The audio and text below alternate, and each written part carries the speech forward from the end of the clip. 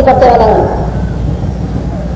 কোন সময় স্বাস্থ্যের অবস্থা এমন থাকে আদালত না ঘুমাইলে স্বাস্থ্য দেখা যায় না, এই সময় আদালত জাগিয়ে নফল বন্দী করতে বাধা নাই।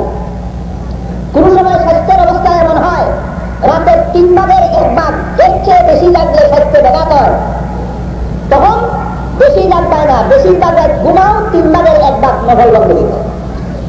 স্বাস্থ্যের অবস্থার দিকে লক্ষ্য করি আল্লাহ পাক রব্বুল আলামিন অবস্থার বেষ্টন হওয়ার কারণে সময়ের পরিমাণ বেষ্টন করে দিয়ে দিলেন। হয়তো আদালত ঘুমাও, আদালত নফল বন্দী করো, আর না হয় বেশিরভাগ রাত ঘুমাও, সময়ের ভাগ রাত নফল বন্দী করো, আর না হয় সময়ের ভাগ রাত ঘুমাও, বেশিরভাগ রাত নফল বন্দী। অর্থাৎ তোমার স্বাস্থ্য অনুপাত। তাহলে রাত্রে নফল বন্দী করা লাগবে কি অনুপাতে? স্বাস্থ্য অনুপাতে। কেন? যেন বেদিন কাফিরেরা বলার সুযোগ না পায় ইসলাম ধর্মটা বড় বিপদের ধর্মরায় দিওয়ানি রায়। তাই আল্লাহ পাক রব্বুল আলামিন বলতেছেন সাহাবা আনজালনা আলাইকাল কুরআনা লিতাশকা। সাহাবী আপনার কাছে কোরআন নাযিল করেছি, সারা রাত ভর ঘুম নষ্ট করিয়া পা ঘুরাইয়া পায়ে ব্যথা করাইয়া নফল বন্দী করার জন্য নয়। যতক্ষণ পর্যন্ত স্বাস্থ্য বানায় ততক্ষণ পর্যন্ত রাত্রি নফল বন্দী করুন, যখন স্বাস্থ্য বানায় না তখন বিশ্রাম করুন, যেন ইসলাম ধর্মটাকে বেদিনেরা বিপদের ধর্ম বলতে না পারে, ইসলাম ধর্মটাকে যেন শান্তির ধর্ম হিসাবে অমুসলমানরা যেন গ্রহণ করে।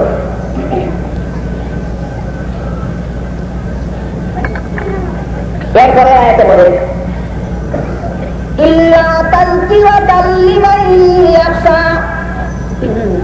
আপনার কাছে কোরআন নাযিল করেছি নফল বন্দী করতে গিয়ে আসক্তি জায়গা সৃষ্টি করার জন্য নয়।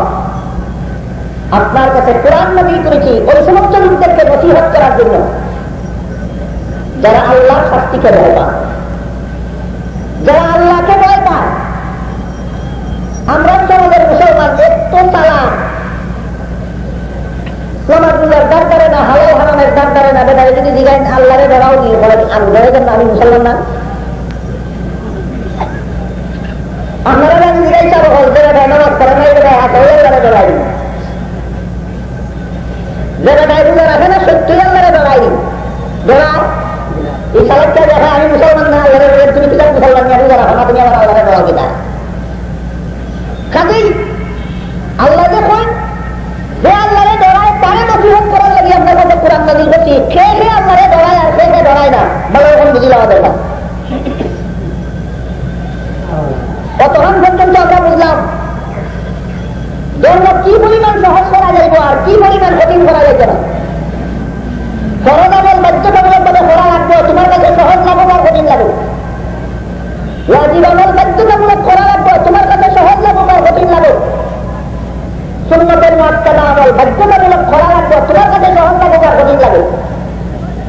কিন্তু সুন্নতে যায় না, নফল মুস্তাহাব, সহজ মনে করলে করো, কঠিন মনে করলে না করো। সীমারেখা ফেরি ঠিক তেমনি ভাবে আল্লাহরে কে ধরায় আর কে ধরায় না এরও একটা সীমারেখা আছে, যেগুলো দেখা। কতক্ষণ আমরা কোন দুই জিনিসের সীমারেখা বুঝলাম?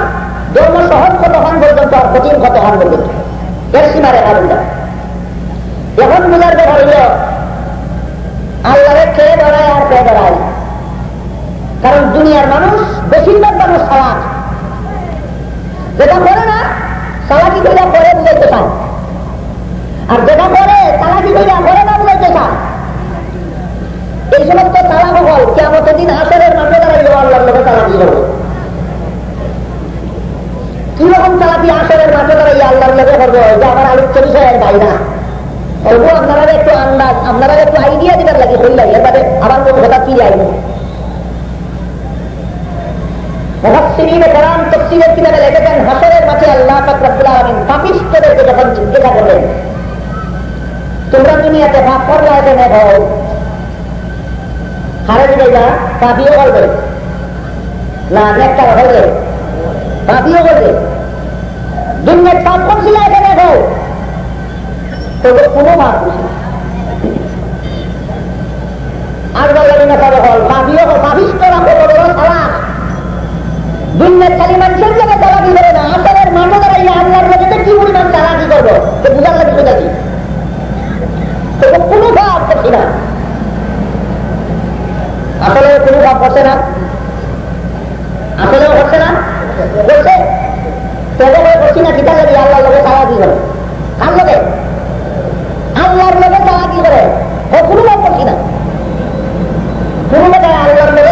নিজের হারমোনি মনে হবে। আল্লাহ পাক রব্বুল আলামিন 3 ভাবে প্রমাণ করবেন পাপ করছস। কতভাবে প্রমাণ করবেন? 3 ভাবে প্রমাণ করবেন। একটা হলো যে জানার মাঝে পাপ করছে এই জানায় সাক্ষী দিব। মানুষকে দেখাইয়া ভাব করিয়া থাকো, চায় লুকাইয়া ভাব করিয়া থাকো, যে জমিনের মাঝে ভাব করছে এই জমিনে সাক্ষী দিব আল্লাহর কাছে।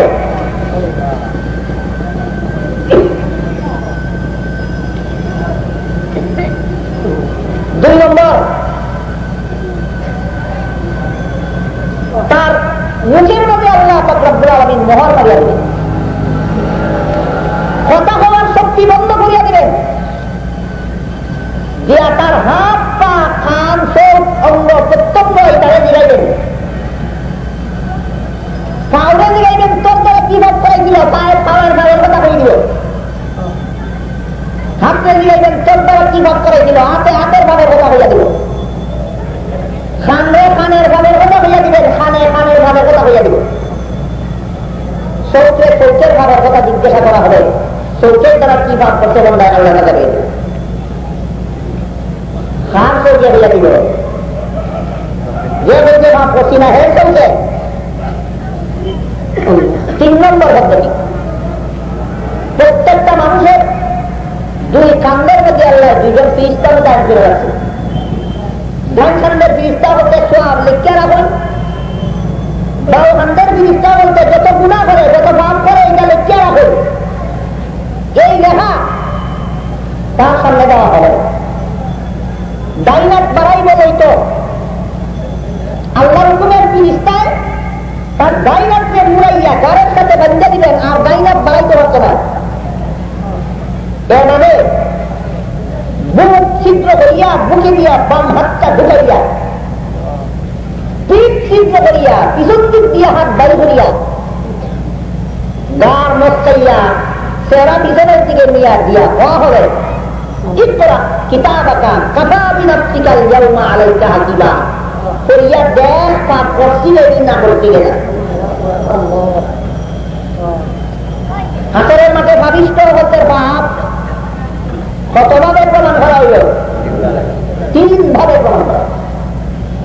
1 নম্বর জমিনের সাক্ষী, 2 নম্বর শরীরের অঙ্গ প্রত্যঙ্গের সাক্ষী, 3 নম্বর আমলনামা ফিরিস্তা হতে লেখা আমলনামার সাক্ষী। 3 সাক্ষীর দ্বারা হাতের মাঠে পাপিষ্ঠদের পাপ আল্লাহর দরবারে প্রমাণ করা হয়। বুঝতে পারলে প্রমাণ করার কি দরকার আছে? আমি ভাব করছি না এই কারণে প্রমাণ করার দরকার। অপরাধীরা যদি অপরাধ স্বীকার করি না সে আর প্রমাণ করার লাগি সাক্ষী লাগেনি। অপরাধীর অপরাধ প্রমাণ করার লাগি সাক্ষী লাগে কোন সময়? যখন স্বীকার করে না। আল্লাহর কাছে বলব আমি কোনো পাপই করছি না, তখন আল্লাহ এই 3 ভাবে প্রমাণ করে। তারপর তো আবার জিগাইবেন এখন কেনে ভাব করলে তখন আর বলতে পারবো ভাব করছি না, আর ভাব করছি না বলার সুযোগ আসেনি, সুযোগ নেই। তখন আর ভাব করছি না হইতে না, এখন বলবো আমি করছি না, ও মুখে তো মুখে আমার পাপ করাইছে। আগে কিনা হয়েছিল এখন কিনা হও, আগে থেকে বলছি না। যখন প্রমাণ করে দেওয়া হইলে ফসল তখন কই নিজে বলছি না, ও মুখে তো মুখে করাইছে। আল্লাহ নিজে অমুক্ত মুখে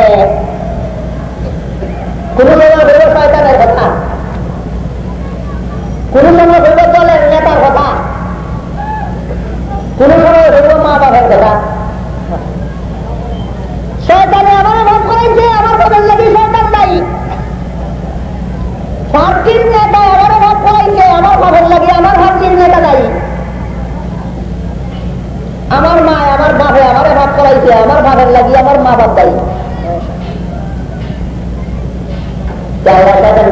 শয়তান তুই আমার বন্ধারে ভাব করাইনি বলে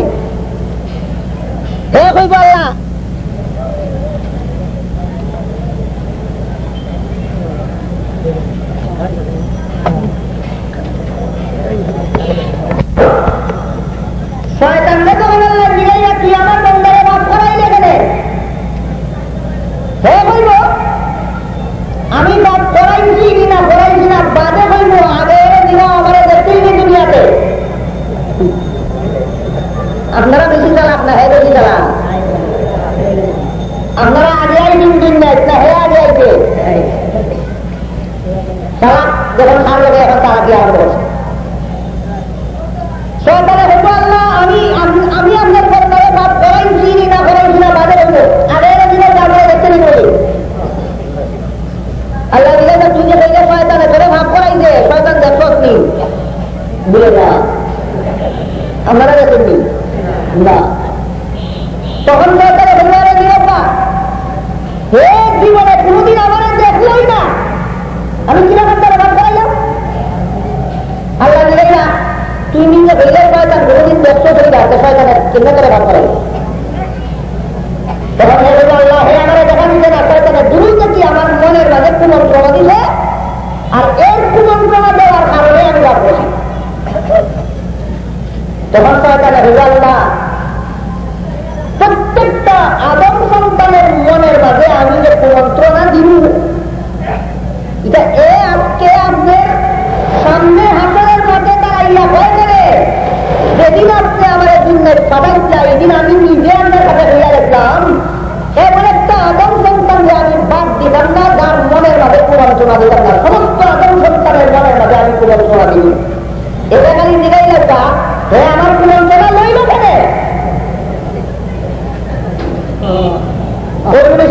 শয়তানের সাথে এরাও দুনিয়া করে না পাহিষ্ট হল শয়তানের সাথে যারা হইলে আসলের মতো আরই যাইব চিত্ত ভাবতে নাই। শয়তানে হইল এ আজকে হয় আমি কুমন্ত্রণা দিছি, আমি তোমার দুনিয়াতে যাওয়ার সময় বইয়া দিছি কুমন্ত্রণা দিব। হে ভয় লাগতে নাই যে আমি বইয়া রাখছি তোমার শুধু দিলেই দাও, আমার কুমন্ত্রণা লইল ফেলে দিলে যাও কার্বনিক নামাকে হইয়া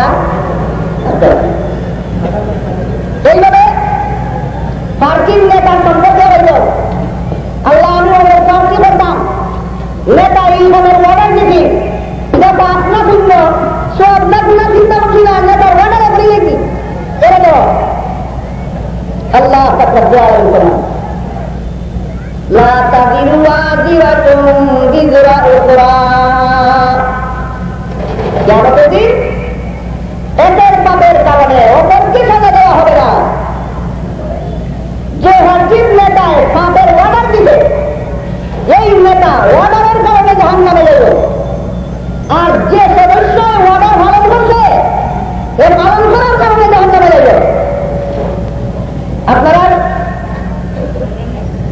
সাথে মনে হয় কোনো আদালত নাই, সুনামগঞ্জে চলছে মামলা মোকদ্দমা দেখানো একটা মার্ডারের কেস, একজন হল হুকুম নাই আসামি আর একজন চুরি মারার আসামি। এক বেলায় হুকুম দিতে চুরি মার, আর এক বেলায় চুরি মারছে এটা মরে গেছে। আসামি দুজন সাদা ওজনের হইল যে বেলায় হুকুম দিতে এই বেলায় চুরি মারছে না, আর যে বেলায় চুরি মারছে এই বেলায় হুকুম দিতে না, সাদা ওজনের হইল দুজনে হুকুম দেওয়াই হইব হুকুম দেওয়ার সাজা, চুরি মারার হইব চুরি মারার সাজা। ঠিক তেমনি গেল হাসরের মাঠে যে সমস্ত দলের সদস্য হইতে বললা আমার ভাবছির নেতায় বেশি প্রস্তাব ধরিয়ে তোমার ভাবছির নেতায় কইল গেলে ঘরের কথা কি কারণে